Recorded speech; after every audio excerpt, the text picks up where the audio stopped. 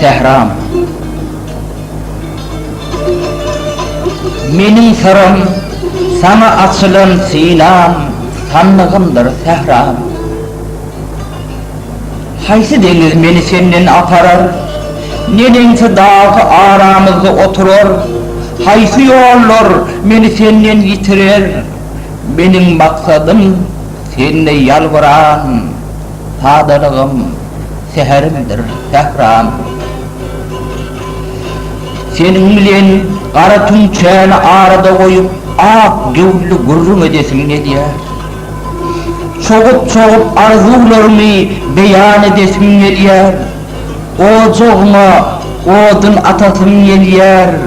Menin çırağım senin oğuğundan odalan, yanıp bilyen, yakıp bilyen yüreğimdir sehram. Bir arka arman, 5 arka buysonç, 500 arka umid arkamda kuyup. Benim hasratım senin hazarında tağamı duran, ecilligimi yugon, ilden yelden yaşıran yaşlarımdır sehram.